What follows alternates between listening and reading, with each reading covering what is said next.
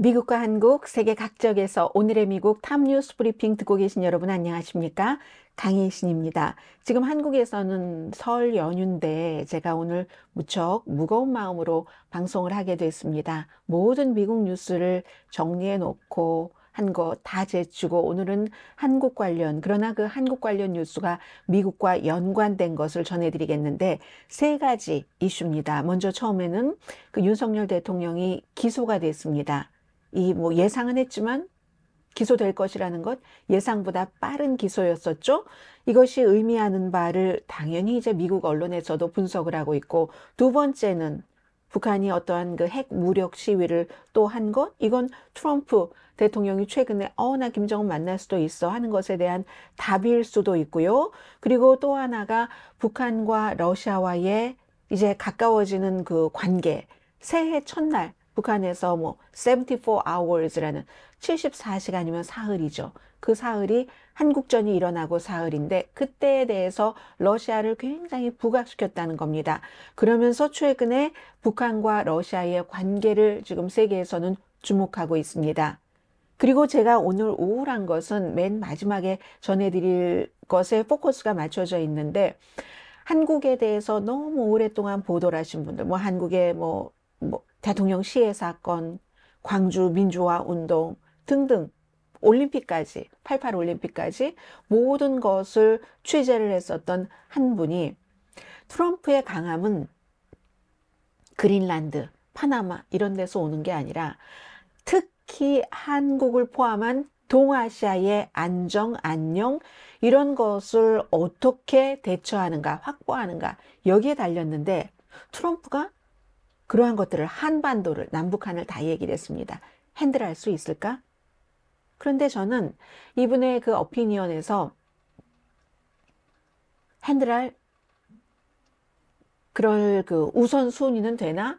항상 미국의 행정부가 바뀌면은 우리가 갖게 되는 질문인데 그런 것을 느꼈습니다. 그래서 저의 이 무거운 마음들이 오늘 미국 뉴스를 다 제치고 한국과 미국이 관련된 이 동아시아 세계사이기도 하고요. 그런 세 가지 이슈를 전해드리겠습니다. 먼저 이 내용은 뭐 한국 분들 알고 계시는 분들은 이것보다 훨씬 딥하게 알고 계시지만 오늘의 미국 자체가 미국에서 방송되는 것이고 이제 미국 뉴스에 관심 있으신 분들이 많이 듣고 보고 계시기 때문에 한국에서 한국의 시시콜콜이 모든 것을 알고 계시는 만큼 다 알고 계실 수는 없을 수도 있고 어쩌면 시시콜콜한 것 따라가다가 큰 그림을 놓칠 수도 있는 한국 분들에 비해서 획은 이게 이렇게 되는 거구나 하고 더 잘 딱 보실 수도 있는 그런 분들을 위해서 윤석열 대통령의 기소를 간단하게 정리를 하고 미국과 다른 나라 언론에서는 어떻게 보는지부터 전해드립니다. 윤석열 대통령이 내란 우두머리 혐의로 기소가 됐습니다. 현직 대통령이 기소된 헌정사상 처음 있는 일이고요. 기소가 됐다는 것은 재판이 빨리 진행될 것이라는 것을 뜻합니다. 한국이 탄핵을 하고 그리고 체포까지 한 윤석열 대통령이 단기간 6시간 계엄령 선포에 가담한 국방장관이라든가 아니면 군 여러 수뇌부가 있죠. 경찰 고위 간부들 지금 전부 구속됐죠. 재판을 기다리고 있는데 이제 윤석열 대통령도 기소돼서 재판을 받게 될 것이다. 지금까지는 구속이었습니다. 이렇게 빨리 기소가 될 수밖에 없었던 이유는 공수처, 지금 오늘의 미국에서 한 2, 3주일 전부터 미국에서는 이걸 더 많이 본다 하는데 한국에서도 그런 점을 약간 보지만 또 더불어민주당을 전폭적으로 지지하시는 분들은 또 대강 지나갔던 그 부분이 있거든요. 결국은 이렇게 문제로 나왔습니다. 공수처가 고위공직자 범죄 수사처가 결국은 수사를 하지 못하고 목요일에 이걸 검찰로 넘겼죠. 그리고 이 두 개의 기구, 검찰과 공수처는 다음 달 한 6일까지는 우리가 더 넘겨받았으니까 검찰이 수사할 수 있을 거야 라고 생각했는데 법원에서 NO!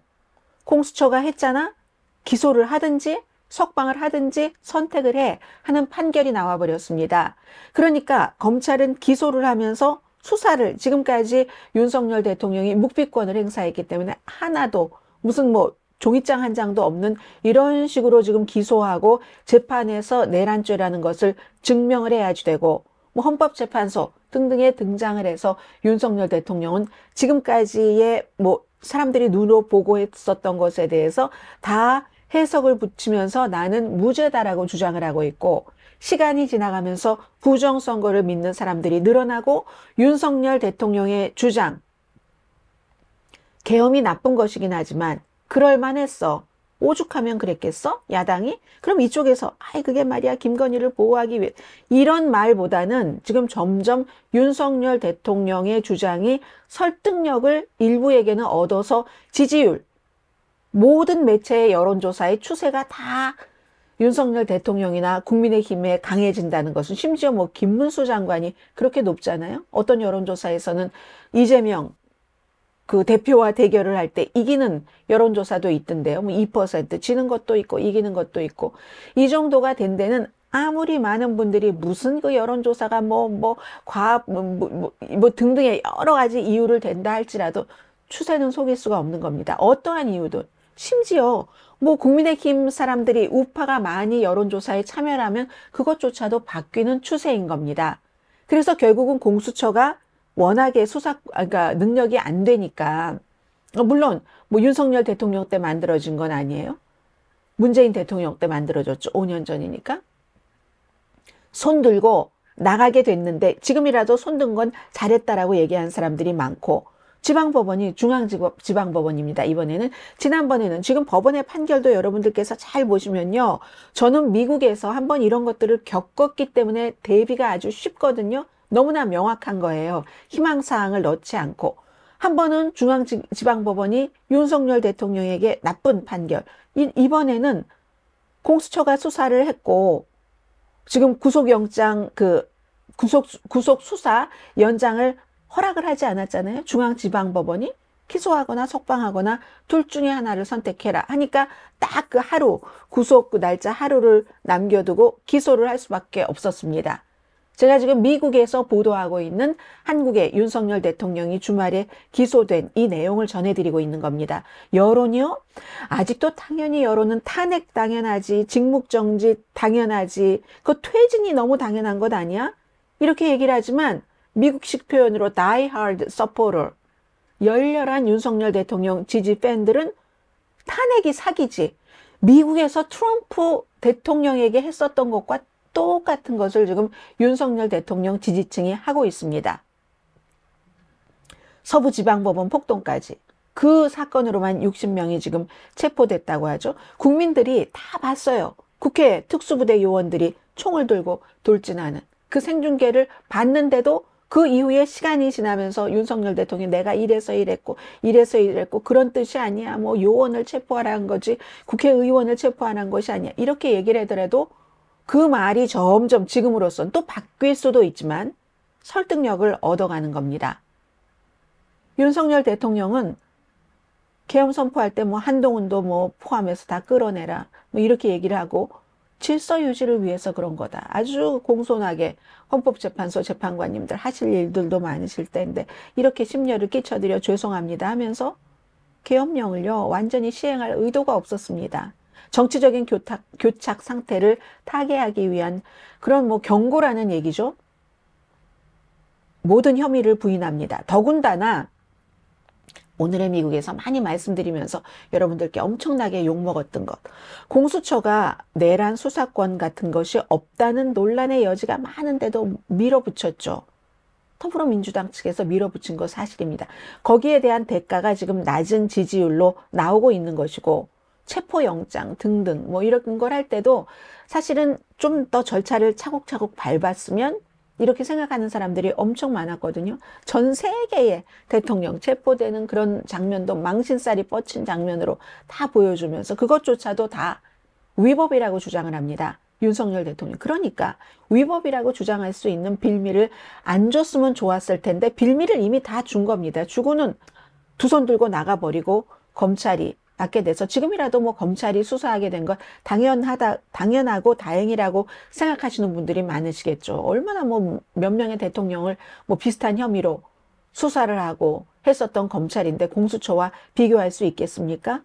그럼에도 불구하고 윤석열 대통령은 기각 요청을 할 수도 있고 모든 것에 대해서 보석 청구들도 할 수 있는 겁니다. 하나만 비교해 보겠습니다. 미국의 의사당 폭동 사건과. 의사당 폭동 사건은 그 다이하드 트럼프 대통령의 팬들이 의사당에 간 거고, 국회 이 사건이나 서부지방법원은 이거는 하나는 특수군이 간 거고 하나는 다이하드 윤석열 팬들이 갔잖아요.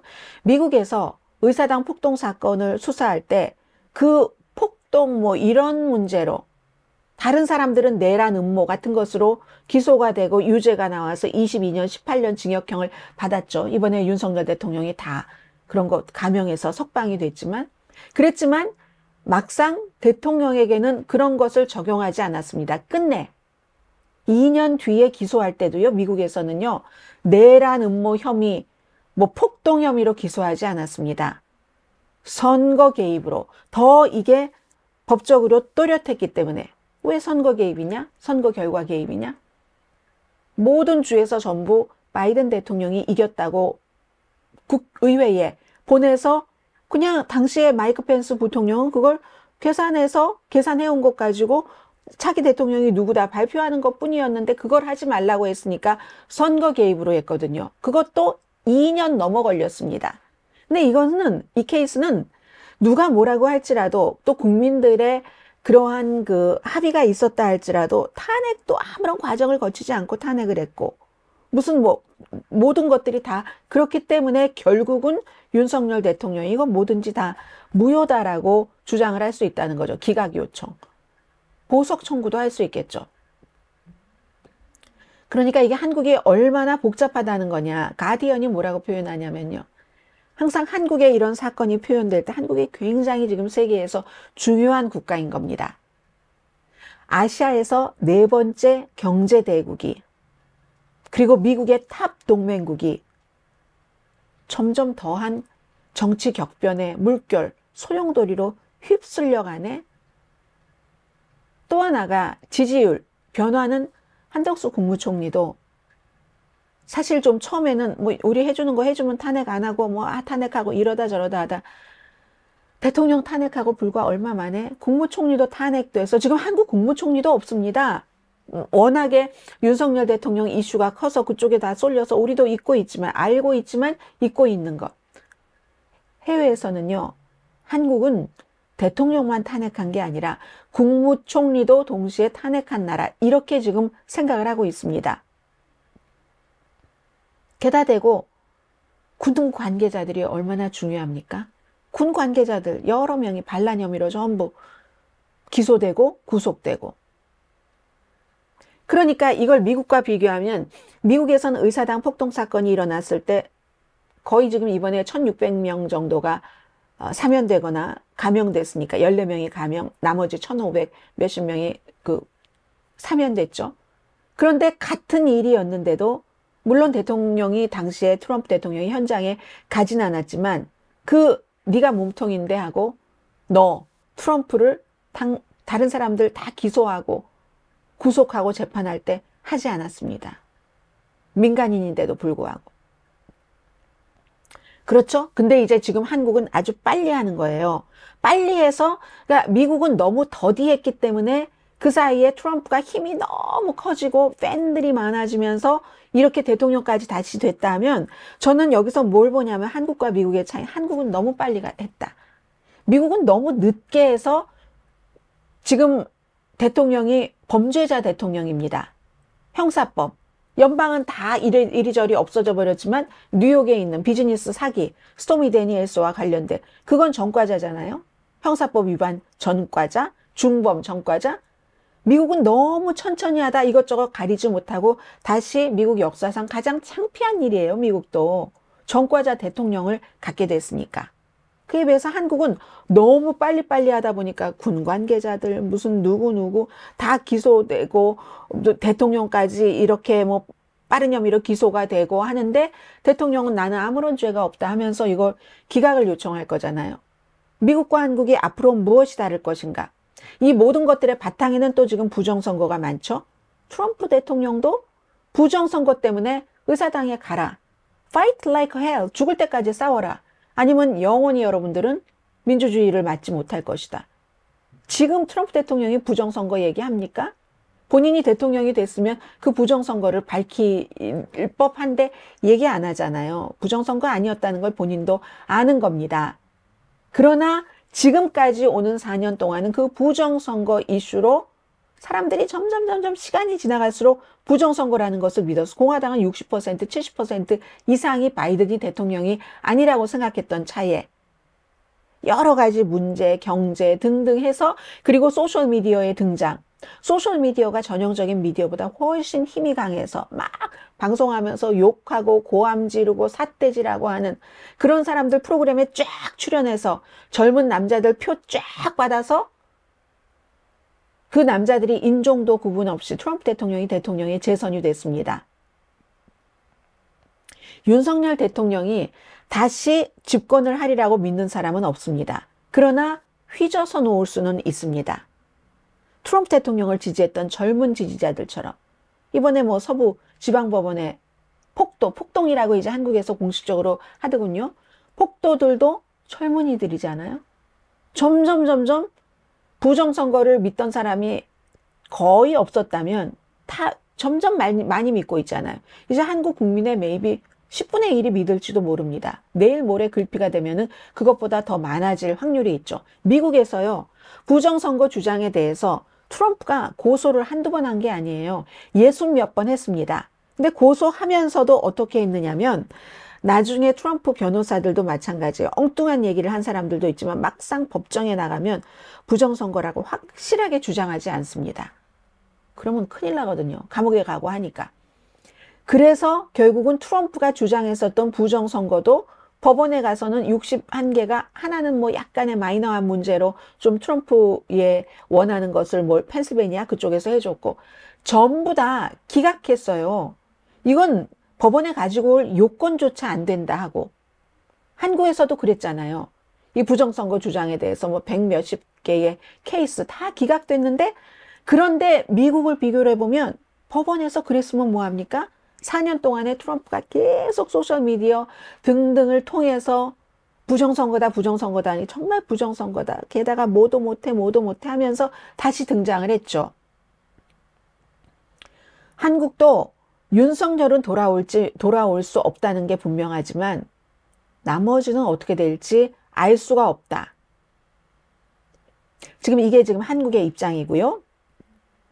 자, 북한을 좀 말씀드리겠습니다. 오늘 아침에 보니까 짧게 북한의 무슨 이 시스템 자체는 저는 잘 모르겠어요. 그래서 해상 수중이겠죠. 해상, 대지상, 전략, 순항, 유도무기 시험 발사. 이걸 했다고 하고요. 발사 장소가 내륙인 것으로 파악된다고 하고 이 같은 시험은 초기 단계일 수 있다는 겁니다.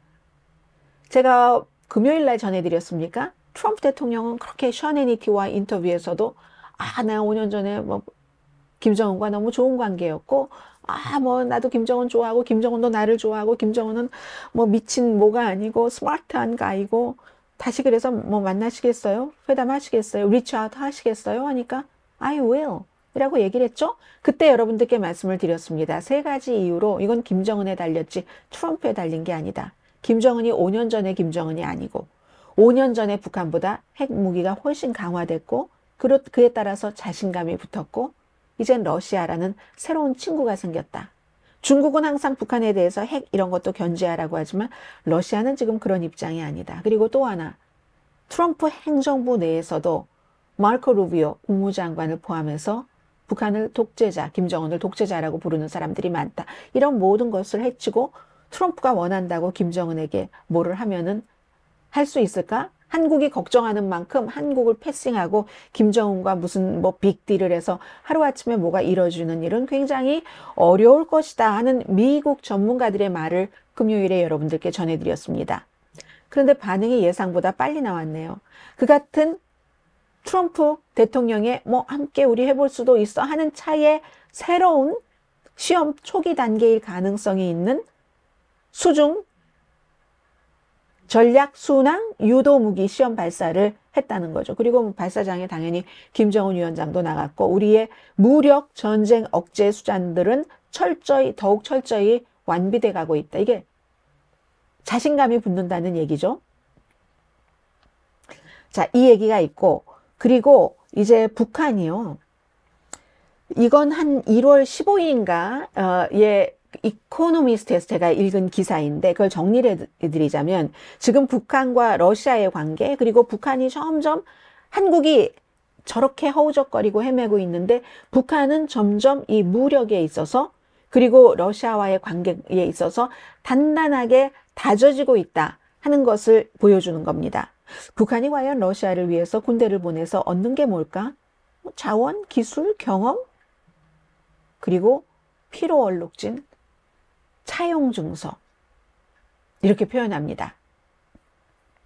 피로 얼룩진 이 차용 증서가 굉장히 이제 중요한 그 표현인데요. IOU가 이게 이제 굉장히 중요한 표현인데, 내용을 다 전해드리다기보단 이건 조금 정리를 해드리는 게 낫겠네요. 북한의 텔레비전 시청자들이 새해에 그 72시간, 74가 아니고 72네요.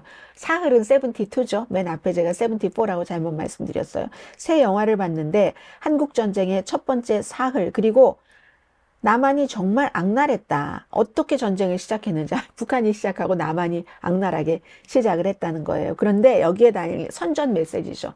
가장 중요한 건 모스크바와 평양의 긴밀한 관계의 중요성. 그래서 평양 주재 러시아 대사도 이 영화의 팬이라고 얘기를 합니다. 요즘 북한과 러시아가 전쟁의 역사를 새롭게 쓰고 있고 12,000명 정도 파견을 해서 누가 다치고 숨지고 또 우크라이나에 체포되고 많은 스토리들 여러분들께 전해드렸습니다. 그 부대가 북한 최정예 부대라고 하잖아요. 뭐 68년도에 한국 대통령을 암살하기 위해서 파견했었던 그 부대의 계보를 잇는 그런 뭐 폭풍군단이라고 표현할까요? 특수부대 출신으로 알려졌는데, 그런데 이 북한에 그렇게 보내겠다는 것도 러시아에서 먼저 보내달라고 한 게 아니라 북한에서 그걸 제안한 것으로 해외에서는 파악을 하고 있습니다. 물론 김정은 위원장에게 굉장히 큰 위험을 주죠. 근데 결국은 김정은 위원장도 위험보다는 이득이 크다고 판단을 했다는 거죠. 우선 전투가 너무 참혹해서 북한의 그 산악지대, 산맥이 많잖아요, 북한에. 그게 아니라 우크라이나 그쪽 그 러시아의 그 K자로 시작되는 무슨 크루스크 그 지역은 완전히 평지고 개방된 지역이고 준비되지 않아서 아무튼 뭐 여러 가지 손실이 있잖아요, 등등. 그러나 우리가 상상하고 실제로 뭐 식량 지원, 무슨 지원, 무슨 핵, 뭐 테크놀로지 지원 등등이 다 있겠죠. 군인 한 명당 한국 정보국에서 파악하는 것처럼 한 달에 뭐 2,000달러까지 받고 있는 것도 있고, 그리고 북한이 더 대단한 능력을 가질 수도 있겠죠. 드론, 현대전, 드론전이고 하니까 그런 것을 배울 수도 있고, 그래서 물러나는 안소니 블링컨 국무장관이 서울에 가서 마지막으로 북한과 첨단 우주 위성 기술을 러시아가 공유할 뜻이 있다고 미국은 믿고 있다. 이런 얘기도 했고요. 그리고 이것뿐만이 아니라 더 좀 소프트한 기술 이전이라고 표현을 하고 있는데, 전쟁에 대해서 이제 뭐 러시아에서 어떤 뭐 경험 같은 것을 배울 기회가 있고, 어쨌든 드론을 포함한 전자전쟁 같은 거, 이런 것도 물론 배우는 거에 한계가 있겠죠. 왜냐하면 러시아는 이런 첨단 기술을 북한 사람들에게 배워주고 쓰게 하고 하려는 게 아니라 뭐 다 알고 있는 것처럼 완전히 그냥 사람을 총알바지로 앞에 전선에 그냥 내세워서 그거 뚫고, 그럼 첨단 이런 거는 좀 인명 손실이 적은 건 러시아군이 하고 하는 그런 것이기 때문에 배우는 것에 한계가 있긴 하지만 많은 병사들이 북한으로 돌아가지 못할 겁니다. 그러면서 또 이런 것도 있죠. 야, 우리는 이렇게 힘들게 뭐 10년을 복무하면서 야, 이렇게 싸우는데 그에 비해서 우크라이나군도 러시아군도 야, 우크라이나나 러시아는 우리 고향에 비해서 엄청 부자구나? 이런 것도 알 수가 있겠죠. 근데 이런 위험에도 불구하고 북한이 왜 그렇게 보내느냐? 이건 잠재적인 보상이 훨씬 위험을 능가한다고 판단을 했기 때문이죠. 궁극적으로요. 그러니까 우크라이나 전쟁을 넘어선 어떠한 것, 장기적인 전략적인 파트너십을 구축하는 것. 보세요. 군인들이 숨지고 있습니다. 러시아군을 최전선에 세우지 않고 뚫어라, 적진을 뚫어라 하는, 거기 북한군이 딱 서 있잖아요. 그건 commitment라고 표현을 했는데 이코노미스트는 이때는 헌신이라고 표현을 할 수 있겠죠. 김정은의 야망이 아니라 푸틴의 야망을 지켜주기 위해서 죽을 것 알면서 병사를 보내는 건 김정은은 헌신 비슷한 것 하는 겁니다. 커미트먼트를 보여주는 하나의 방법이죠. 이렇게 이러한 것을 보여줄 때는 은근히 받는 쪽에서도 내가 갚아야지 될 빚이 생기는 겁니다. 이때의 빚은 뎁은 피해, 대가에 대한 뎁이겠죠. 그래서 blood debt이라고 표현을 합니다. 이런 blood debt을 갖고 있는 러시아와 그것으로 무엇을 받을까 하는 북한의 관계는 너무나 과거보다 강한 연대죠. 여기 의무감도 있고 뭐 연대감도 있고 하는 단순한 동맹을 넘어선다는 겁니다. 상호 유대. 그러니까 한국은 지금 아니 지도자도 없고 대통령도 없고 뭐 총리도 없고 이러는데 북한은 조금 이제 북한이 좀 나가려고 하면 발목을 잡고 하는 중국이 아니라 중국도 그렇다고 나쁜 관계가 아니에요. 중국도 또 아니 러시아와 가까운데 영 북한을 버릴 수가 없죠. 중국은 중국대로 북한과의 관계를 유지하고 싶어 하겠죠. 한국은 공중분해 비슷하게 정치권이 돼가고 있는데 북한은 따박따박 본인들의 생존의 최대 수단인 어떤 전쟁 억지력 같은 것을 갖기 위해서 큰 대국 둘을 중국과 러시아를 같이 이렇게 갈 수 있는 환경을 마련해 놨습니다. 그럼 지금부터 제가 여러분들께 전해드리고 싶은 기사입니다. 트럼프가 지금의 한반도를 다룰 수 있을까? 도널드 커크라는 분이에요. 나이 많으신 분이거든요. 한 60년 이상 저널리스트로 활동을 했고 런던 업저버의 특파원으로 일본과 한국에서 오래 일을 하셨고요. 그리고 미국에서 뭐 시카고, 뭐 트리뷴 이런 데서도 일하셨습니다. 그래서 한국에서 일할 때 광주 민주화 운동이라든가 박정희 대통령 암살도 커버했고요. 2000년도 남북 정상회담에 앞서서의 뭐 핵위기라든가 인권 그리고 북한에 대해서 한국이 뭐 보상하고 이런 거. 그런가 하면 한국에 대해서 워낙에 오래 있었고 잘 아니까 무슨 정주영에 관한 현대에 관한 뭐 책도 쓰고 하신 분이에요. 올림픽도 커버하셨고 88 천안함 그때는 CBS의 특파원이었어요. 또 뭐 트럼프와 김정은 회담도 당연히 보도를 했고요. 지금은 이제 남북한 문제를 다루는 전보다 프리랜서로 일을 많이 하고 계시거든요. 책 많이 쓰셨고 더 힐에 쓴 기고문입니다. 트럼프 대통령은 백악관 집무실로 돌아온 첫날 너무 많은 것을 약속해서 트럼프가 됐건 다른 사람이 됐건 인간이 그렇게 많은 것을 해낼 수 있을까 하는 의문이 드는데 그 리스트 어디 아래쪽이라고 얘기를 합니다. 아래쪽 어딘가에 북한이 있는데 그의 옛 친구 김정은이 여전히 평양의 수도에 있다. 트럼프는 김정은이 2018년도에 그랬던 것처럼 본인과 다시 대화하고 싶어 할 것이라고 믿는다. 이렇게 말하고 있는데 김정은은 앞서 말씀드린 것처럼 블라디미르 푸틴이라는 강한 대통령 친구가 생겼고 그에게 무기하고 군대를 공급하는 대가로 여러 가지 핵미사일 기술을 받고 있고 식량 등등. 트럼프와의 그 짧은 브로맨스를 김정은이 지금 되새길 필요가 있을까? 그리고 김정은이 블라디미르 푸틴과 가까운 사이에 또 트럼프와도 가깝게 하려고 하면 푸틴이 그걸 용납을 할까요? 이걸 평양의 드라마라고 한다면 평양의 드라마보다 더한 드라마가 한국의 혼란 드라마입니다. 워싱턴과 서울 간 도대체 평양에서는 미국이 트럼프가 누굴 만나야지 될지 분명히 알지만 혼란이 다 가라앉고 책임자가 누구다 하려면 시간이 좀 있죠. 그때까지 도대체 서울에서 누구하고 무슨 대화를 해야지 될지 실제로 모르죠. 근데 이분도 마찬가지로 얘기를 합니다. 이건 이제 윤석열 대통령을 지지하시는 분들의 희망을 꺾는 얘기도 됐는데 미국에서는 거의가 다 윤석열 대통령의 정치적인 복귀는 끝이라고 봅니다. 지지층이 남아 있어도 한국의 대통령인 윤석열은 잊어도 될 것이다. 아마도. 뭐 헌법재판소가 여러 가지 결론을 내리기까지 당연히 감옥에 있을 테고 물론 본인은 뭐 가석방 이런 것도 신청을 할 수도 있겠지만 곧 재판을 받게 되고 이제 재판 시작되겠죠. 또 탄핵을 승인하지 않더라도 심지어 헌법재판소가 그래도 뭐 야당인 민주당이 저렇게 장악하고 있는데 절대로 통치를 다시 할 수가 없다는 얘기입니다. 제대로 통치를 할 수가 없죠. 그리고 헌법재판소는 이런 결정을 내리든지 이런 결정을 내리든지 탄핵이다 아니면 탄핵 아니다 두 가지 결정을 내려도 다 양측에서 난리가 날 겁니다. 한국에서는. 그럼 한국은 도대체 누구와 대화를 미국은 한국의 누구와 대화를 해야지 되지?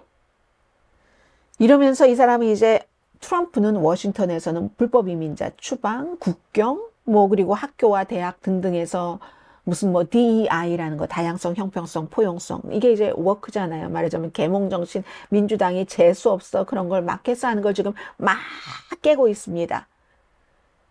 그제 국방장관이 된 피트 헥세스도 이 DEI가 군대에 나쁘다. 지금 국방부는 이 다양성 이런 것들이 군대에도 굉장히 좋다고 얘기를 하는데 이런 문제에 집착하고 있는데 국제적으로 우크라이나, 러시아, 뭐 북한 등등이 엮인 전쟁, 이스라엘, 이란의 뭐 대리국, 영원한 투쟁 이런 것을 또 해야지 되고 그러니까 트럼프 대통령이나 또 다른 미국 사람들도 아니 이런 일들이 너무 많은데 북한이나 남한에 대해서 신경을 얼마나 써야지 되지?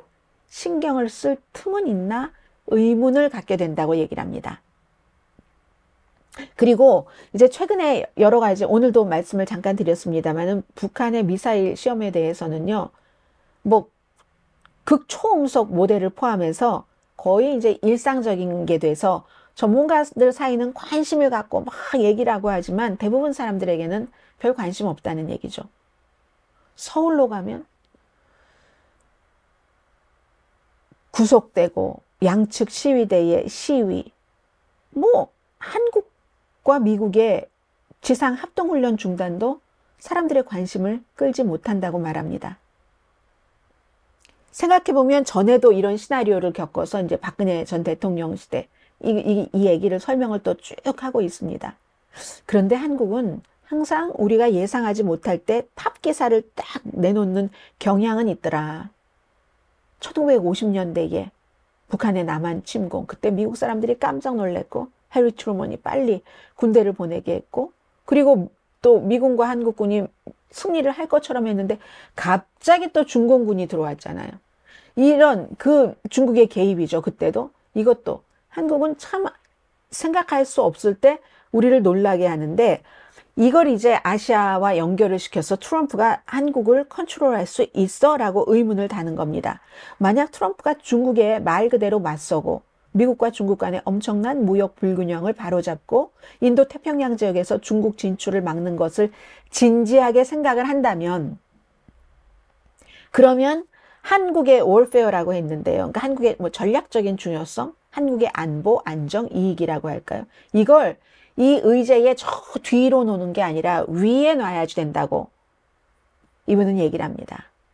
수십 년 동안 이제 한국에 대해서 많이 보도를 한 도널드 커크라는 분, 이분이 얘기를 하고 있어요. 근데 지금 그렇지 않기 때문에 그래야지 된다라는 얘기를 하는 거죠.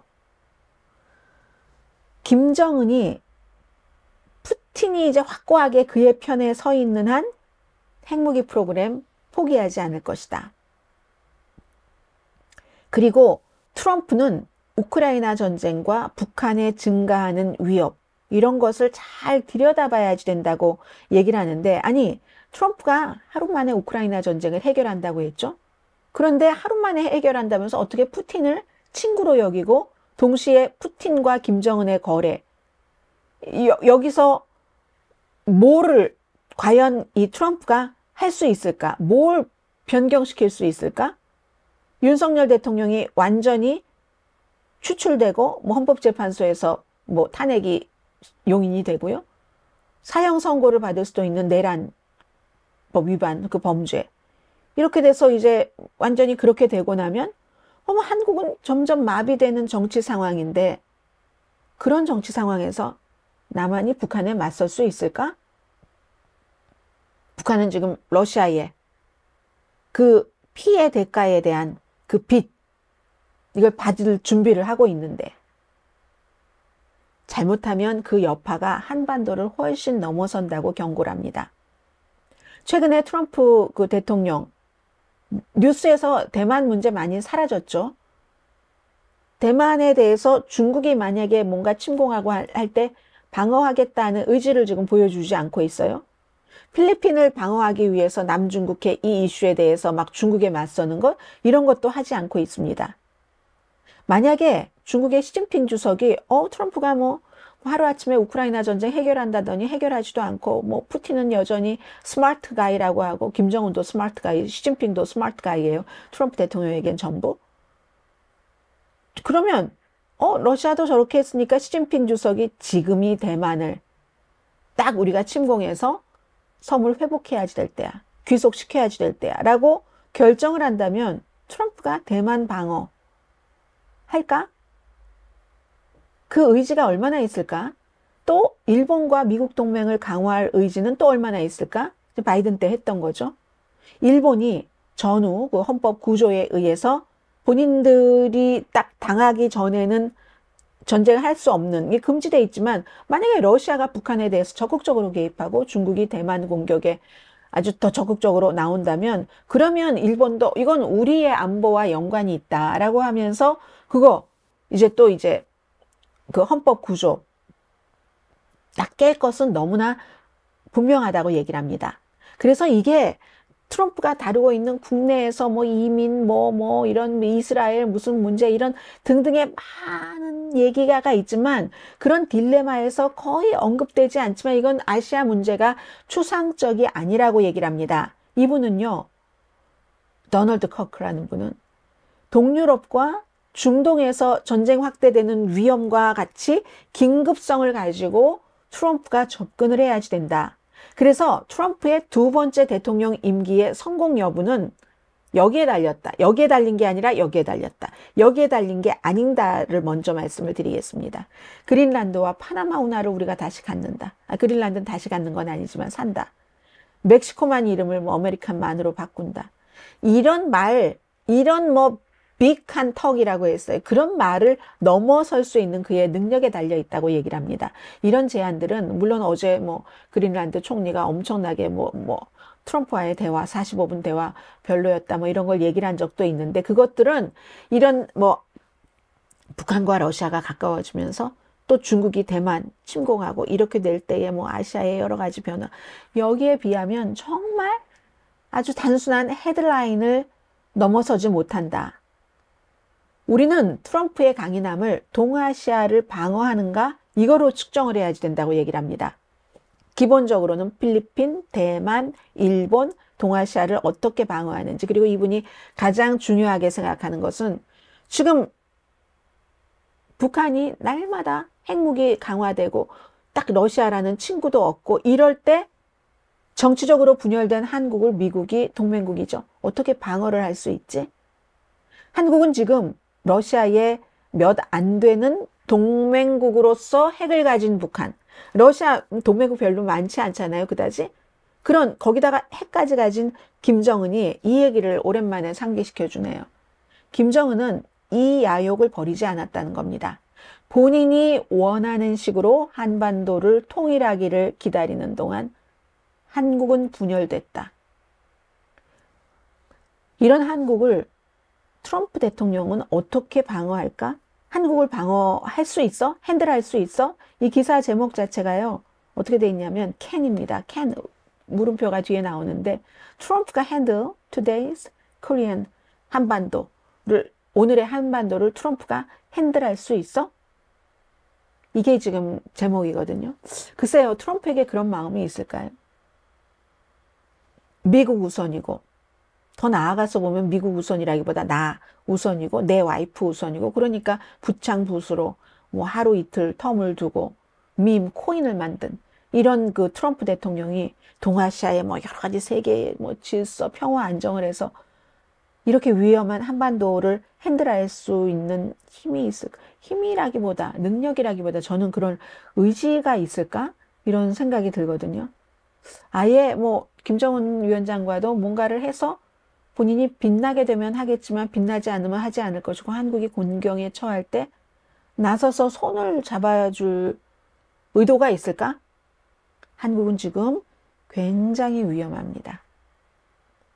그래서 제가요, 여러분들 한국에서 혹시 이 방송을 듣고 보고 계시는 분들은 설 연휴를 즐기실 텐데도 무거운 뉴스를 저도 무거운 마음으로 전해드렸고, 이런 뉴스 앞에 미국의 어떤 뉴스도 명함을 내밀기가 힘듭니다. 오늘 여기까지 하고 내일 미국 월요일 정규 방송 시간에 뵙겠습니다. 강혜신이었습니다.